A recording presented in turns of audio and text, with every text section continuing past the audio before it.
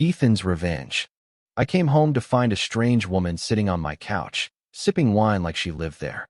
My wife stood in the kitchen, arms folded, eyes locked on me like she was waiting for something. "This is my friend Ashley," she said. "She's staying for the weekend."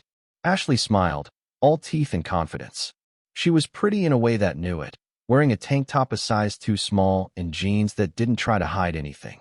I just nodded, walked past them both, and headed to the bedroom to change. I didn't need to ask questions. I'd already seen enough. My name's Eric Sloan, 39, systems engineer, quiet type. I like order, I like clarity, and I like knowing exactly what I'm dealing with. What I walked into that night wasn't any of those things. But I wasn't caught off guard. Not really. Because 2 days earlier, I'd seen a text pop up on my wife's phone while she was in the shower. It was from Ashley. "Are you sure he'll fall for it?" I didn't say anything. Didn't confront her. I just remembered that phrase. He'll fall for it. And I started paying attention. Marissa, my wife of 6 years, had been acting different for the past few months. Colder. Distant. Almost like she was rehearsing being single again. Late meetings. Weekend retreats. Password changes. The usual signs. But I don't panic. I log, I record, I store. That night, while Ashley made conversation over dinner, asking personal questions, laughing too hard at my jokes, brushing her arm against mine when she passed me the salt, I knew exactly what this was. It was a test. A loyalty test. Marissa had sent her friend to try and seduce me. I didn't take the bait, but I didn't reject it outright, either. I played it neutral, controlled, observant, because if they were going to test me, I wanted to see what the real game was. The next morning, Ashley came into the kitchen while I was making coffee. She was wearing one of Marissa's robes. I didn't react. She leaned against the counter and said, "You know, you're not what I expected." I asked her what she meant. She shrugged. Most guys would have made a move by now, or at least flirted. I just sipped my coffee. Quiet. Calculating. Later that day, I pulled the footage from the hidden camera I keep in the living room. The audio wasn't great, but the body language was clear. Ashley and Marissa were whispering, laughing. At one point, Ashley said, "Don't worry. If he's the kind of guy you think he is, I'll know by tonight." That was the moment I decided, I'm not just passing this test. I'm flipping it.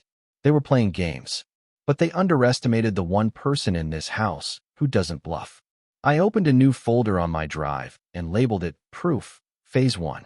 Then I wrote 3 words on a piece of paper and tucked it into my wallet. Observe, record, respond. Because if she thought she was testing me, she had no idea what I was already setting in motion. Ashley stayed the whole weekend. She floated through our house like a guest of honor, while Marissa acted like nothing was off. But I knew what was happening. Every movement felt staged. Every compliment from Ashley was dialed just right. Every touch designed to provoke. I didn't respond. Not directly. I maintained my role. Calm, professional, a little distant, just enough to let them think maybe I was tempted. Not enough to give them anything concrete. I wanted them uncertain. I wanted them to keep playing. By Sunday night, Ashley lingered a little too long at the door before leaving. Said she hoped we'd see each other again. Marissa watched my face carefully. I gave her nothing. Inside, I wasn't angry. I wasn't confused. I was studying. Marissa didn't say anything about the visit. She didn't ask what I thought of Ashley. She didn't admit anything. That told me she still believed she had control of the narrative. She believed she was running the test. But that was the mistake. Because by then, I'd already moved past playing defense. The next day, while she was at work, I pulled our home router logs. Every device, every connection. Her phone had synced to a backup account last week, one I didn't recognize. I traced it to a cloud folder.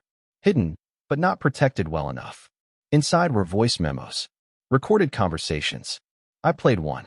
Ashley's voice. "If he flirts back, even a little, I'm telling you, you've got your answer.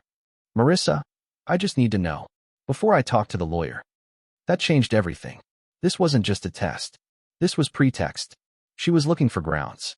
Trying to justify something she'd already decided to do. So I started building my own case. Quietly, methodically. I downloaded everything from the folder. Every voice memo. Every text exchange between them. I screen recorded Ashley's behavior from our interior cameras. Created a timeline. Cataloged the setup. Documented the intent. Then I opened a private email account in a name only I would recognize and started uploading everything there. Cloud-based, encrypted, redundant.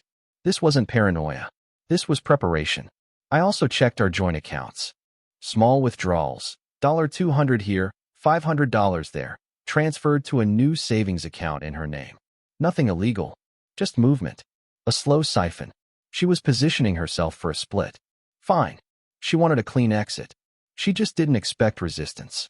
She thought I'd stumble into her trap, that I'd cross a line and give her what she needed. But instead, I did what I always do. I followed the data. No emotion, no confrontation, just process. That night, when she kissed me on the cheek and asked about my day, I smiled and said, busy, productive. Because it was. I just finished creating a folder labeled Intent to Divorce, Prefabricated Setup. And inside that folder was everything I'd need to turn her little test into her biggest mistake. By Tuesday, I had a full backup of Marissa's hidden files. The voice memos kept coming. Every few days, she'd send another update to Ashley, like progress reports on a mission. They weren't careful with their words. Marissa talked about how I seemed too calm, how it made her suspicious. Ashley reassured her it was all part of the process. Some men take longer to crack. I wasn't cracking. I was cataloging. I started checking our joint credit card statements. Not just the obvious charges, restaurants, gas, Amazon. I cross-referenced them with timestamps from her call logs and calendar. Some weekends, she said she was at design meetings downtown. The charges showed hotel bars outside the city, 2 hours away. One of the cards had been used to purchase 2 dinners at the same time, different towns. The signs were there. All of them. I didn't accuse. I didn't confront. Instead, I created a new document. A timeline. Labeled False Alibi, Transaction Conflicts. By Thursday, I had something better. Confirmation she wasn't working late. She was with someone else. I found a photo on her hidden drive. Just one.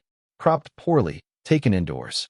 A wine glass, a man's watch, Marissa's hand on his. I ran it through an image-matching tool and found the original. It was from his Facebook profile. His name was Darren Miller. Divorced. Sales consultant. Lives in the next county over. She wasn't just testing me. She was already with someone else. Ashley's job wasn't to catch me cheating. It was to bait me into crossing a line, emotionally, physically, so Marissa could point and say, see, he did it too. Justification. Cover. But the real betrayal had already happened. Hers. Not mine. So I adjusted my approach. I filed for access to our marriage documents. Pulled the mortgage agreement. Found out the house was in both our names. But the down payment had come entirely from my inheritance. I had the wire transfer receipts to prove it. I also spoke to a lawyer. Quietly. No paper trail. Explained the situation in broad terms. He asked if I had evidence. I told him, I've got everything. Timelines, files, voice memos. Cleanly organized. He said one sentence that stuck with me. Don't give them emotion. Give them sequence and motive. Exactly what I'd been building. That night, Marissa asked if I wanted to go away for the weekend, just the 2 of us. She said it like she was offering to reconnect. I knew what it really was. One last temperature check. To see if I still trusted her. I told her I'd think about it. Then I created a new folder. Final phase, strategic reversal. She was almost ready to make her move. But what she didn't know was that the ending she was preparing wasn't going to be hers to write. By Friday morning, I knew what was coming. Ashley texted Marissa again. Another memo. She said, if nothing happens this weekend, it's time to escalate. Give him a real opportunity. Marissa replied, I'll ask him to stay home. No excuses. The setup was nearly complete. But what they didn't know was that I'd already flipped the entire operation. That weekend getaway she offered? I accepted it. I said I needed the break, said I wanted to reconnect. I even booked the cabin myself. Remote. Private. Paid in cash. 1 room. No cell signal. And under a different name. She looked surprised when I said yes. Not happy, surprised. That told me she wasn't expecting cooperation. She needed resistance. A clean refusal. Something she could point to and say, he's detached, he's hiding something. Instead, I gave her sincerity. Agreement. Interest. Now she was the one caught off guard. The night before the trip, Ashley showed up unannounced. Marissa claimed she just wanted to say goodbye. But Ashley didn't even look at her. She was watching me. The flirtation was no longer subtle. She stood too close. She asked questions she had no reason to ask. She said, "You sure you want to go out of town this weekend? Could miss something interesting here." Marissa pretended to laugh, but her eyes tracked every word. I told them both I needed to get some sleep and went upstairs. Then I opened the cloud feed from our living room camera and watched them after I left. Ashley whispered, "He's either the most loyal guy I've ever seen or the best actor." Marissa didn't answer right away. Then she said, "I don't trust it. I think he knows." Ashley said, "Then you need to move. Now. File and be done with it." That's when it all clicked. This wasn't about betrayal. It was about leverage. Marissa had been preparing this for months, building a story, gathering fake evidence. And Ashley's role was to manufacture the final trigger, the moment that made the rest of it feel justified. Like it wasn't premeditated, just reactive. But I had dismantled every step in silence. The next morning, we drove to the cabin. No tension, no drama. I played my part perfectly. We talked like nothing was wrong. She smiled more than usual, probably because she believed I'd walked into her illusion. At the cabin, I poured wine, lit a fire, let her talk. I didn't say much. I just studied her. And at 11:42 p.m., while she was in the shower, I opened my laptop, connected through the satellite router I'd brought, and uploaded the final voice memo into the folder. Ashley suggests legal action, timestamped audio. She was planning to burn the bridge. I was already halfway across it, with gasoline in her hand. Sunday morning at the cabin, Marissa cooked breakfast like it was any other weekend. She was relaxed, too relaxed. That only happens when someone believes they've already won. She asked if I was happy we came. I told her I was. Then I said something I knew she'd remember later. Sometimes getting away gives you perspective. She smiled and agreed, not knowing what I really meant. We stayed until sunset. On the drive back, she talked about how she wanted to start fresh and reset our communication. All generic phrases. Scripted. Like she was rehearsing a version of herself she thought I wanted to hear. But I wasn't listening to her tone. I was watching the timing. Because while we drove home, Ashley's car was already parked outside our house. I'd set up motion alerts on the driveway camera. The moment she arrived, I got the notification. She wasn't supposed to be there. Marissa hadn't invited her. Not officially, but Ashley was inside by the time we pulled up. She acted surprised, said she just came to drop something off. Something about returning a sweater. Another week cover. Marissa didn't even question it. Because this wasn't about the sweater. This was the final move. She thought I was cornered. They both did. But that night, after they left the room, I activated the voice recorder I'd hidden under the hallway console table. The one with the backup battery. The one they hadn't found. It recorded every word as Ashley whispered to Marissa in the hallway. "He's playing you. I can feel it. You need to move fast. File this week, or it's all for nothing." Marissa replied, "I've got the draft ready. I just need one more thing. Something that shows cause." That was it. Proof of intent. Not suspicion. Not insecurity. Premeditation. I labeled the file. Ashley Pressures. Confirmation of fabrication. Then I called the lawyer again. I told him, "Everything you asked for, proof of motive, timeline, pretext, it's all in place." He said, "Now you decide. Do you want to end this quietly or publicly?" I said nothing for a moment. Because the truth is, I didn't want revenge. I wanted clarity. Proof that what I felt, the erosion, the distance, the manipulation, wasn't in my head. And now I had it. In her voice. Her planning. Her lies. All of it, captured. That night, I didn't sleep much. Not because I was angry, but because I finally understood something simple. Marissa hadn't just stopped loving me. She'd started building an exit that required me to fall. She thought the trap was subtle. But every nail, every hinge, every latch, she'd left fingerprints on all of it. And now that it was fully built, I wasn't walking into it. I was going to show her what it looked like from the outside. Monday morning, I left before Marissa woke up. I didn't leave a note. I didn't text. I just drove downtown, parked near the courthouse, and met with my attorney. We reviewed everything one last time, my folders, my notes, the audio files, the financial inconsistencies. It wasn't just about infidelity anymore. It was about deception with intent to harm. Her narrative was falling apart before it even started. He asked me again if I wanted to pursue damages. I said no. I didn't need a war. I needed a clean break, with the truth preserved. That afternoon, I filed. Quietly. Legally. Strategically. Uncontested divorce, but with a packet of exhibits attached. Not to punish. Just to prevent retaliation. Her lies couldn't survive discovery. I went home, waited until she returned from work, and handed her the envelope. She looked at the label. Petition to dissolve marriage. Eric Sloan versus Marissa Sloan. No shouting. No blame. She stood in the doorway, flipping through the documents. Page after page of evidence. Timestamps. Logs. Audio transcripts. Her hands started to shake. Then came the question I'd been waiting for. What is all this? I didn't explain. I didn't know her that anymore. I said only, you ran your test. I ran mine. She tried to compose herself. Asked if we could talk. I shook my head. Because this wasn't a conversation. This was a conclusion. That night, she left, packed a single suitcase, and disappeared to wherever Ashley was waiting. I didn't ask.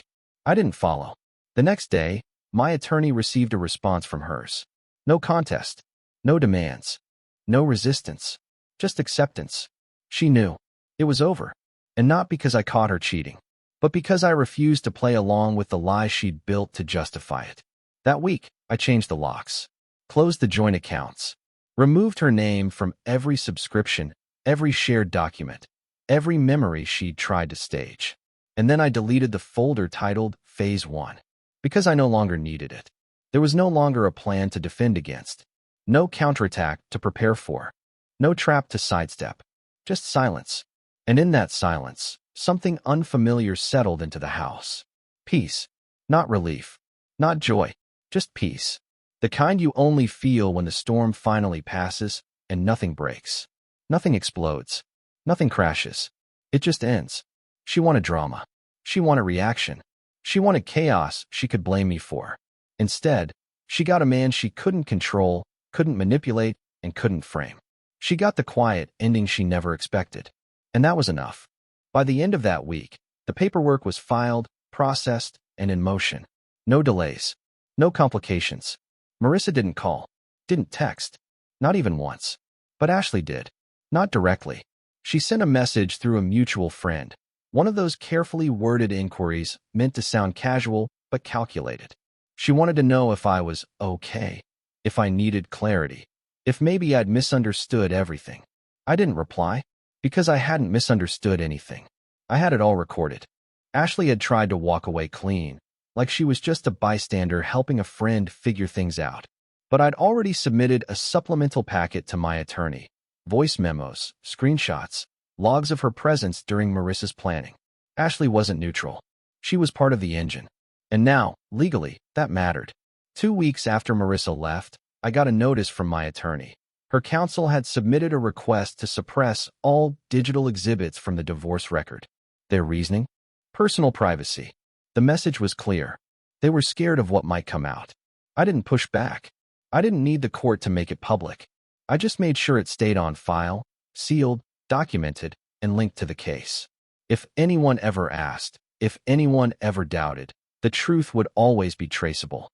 One night, I passed by a mutual friend's birthday party. I hadn't planned to go, but I stopped by for a drink, just to see who would show up. Marissa was there. She didn't speak to me, but her eyes followed me the whole night, watching to see if I would say something, spill something, break the illusion she'd tried to construct. I didn't. I shook hands, made small talk, then left early. But I knew what she saw, someone untouched. Calm, not bitter, not angry. And that was worse for her than any public exposure. Because when a person builds their exit around your destruction, and you simply don't fall apart, they're left standing next to rubble they can't explain. Days turned into weeks. I didn't hear from her. Then one morning, a new email arrived. No subject line. No greeting. Just 6 words. You were never supposed to know. No apology. No remorse. Just acknowledgement. She didn't get the ending she wanted. She didn't get the validation. And now she needed closure. Not for me, but for herself. I didn't answer. I archived the message and went back to my day. Because when you've already won without saying a word, there's no reason to speak. 3 months passed. Life got quiet again. The kind of quiet I hadn't felt in years. No second-guessing every word.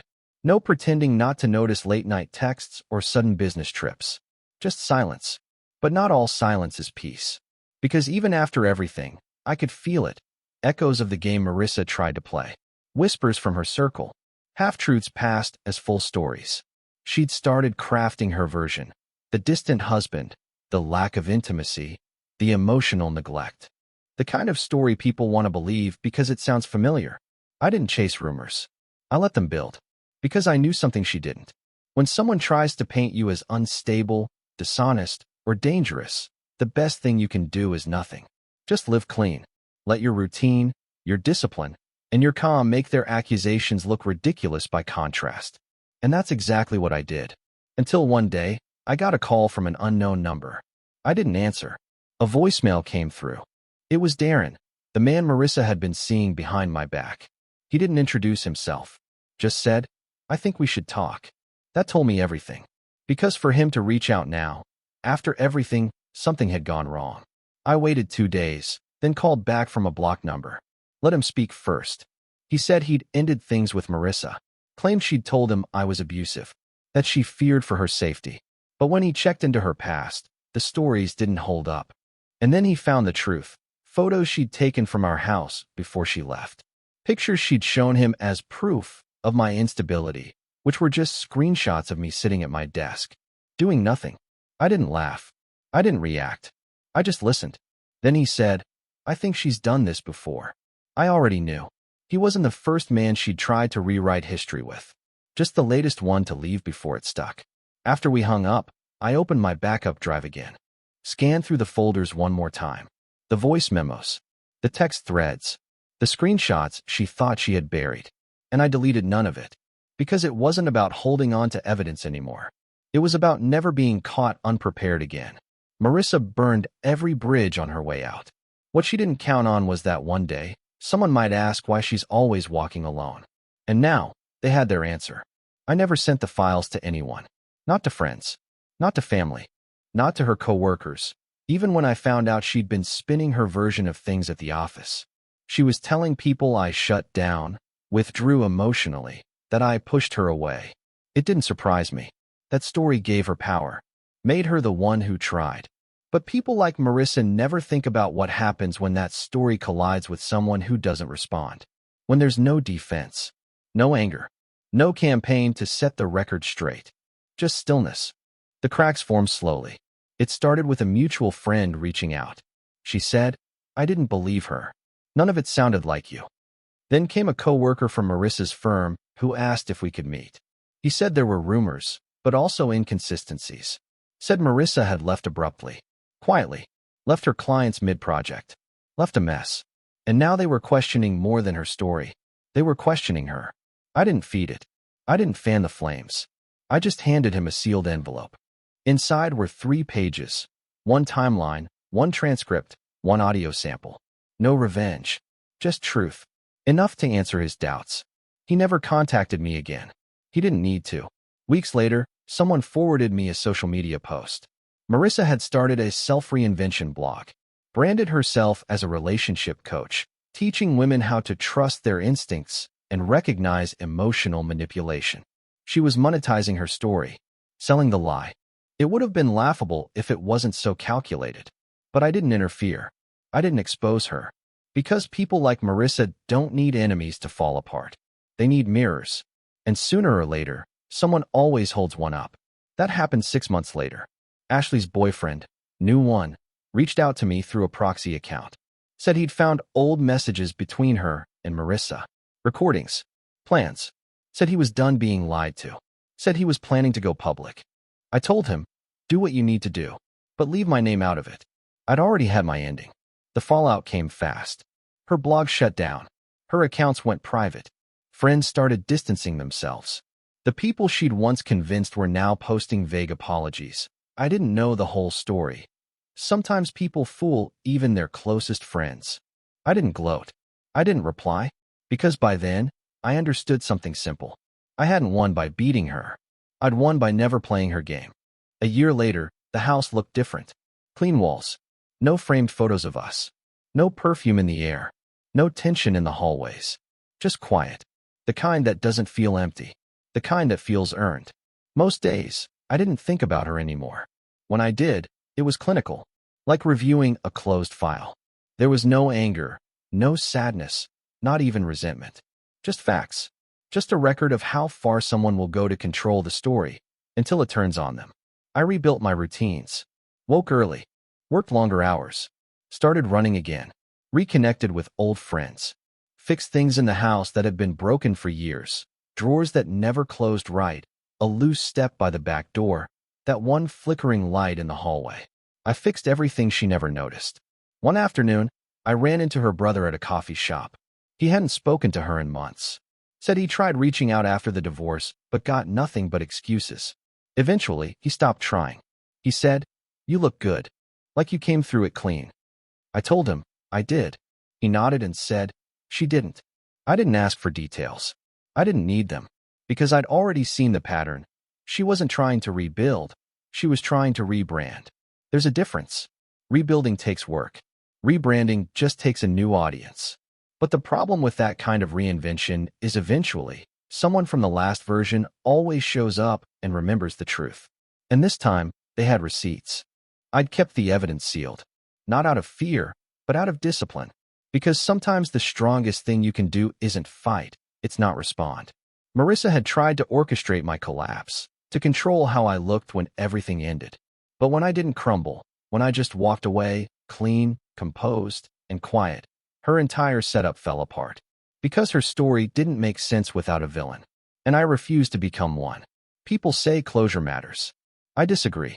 Clarity matters more. Clarity is knowing you didn't betray yourself to win. Clarity is knowing you protected what mattered without losing your integrity. Clarity is watching the storm pass and knowing you didn't cause it, and you didn't get swept up in it. That's what I built my life on after she left. Not revenge, not bitterness, just clarity, and the kind of quiet you don't need to defend. Because some men don't scream when they're betrayed. They don't chase. They don't retaliate. They just move in silence and leave the truth to do the talking. What would you have done in my place? If the story hit you, leave a like. And don't forget to subscribe. It only gets stronger from here.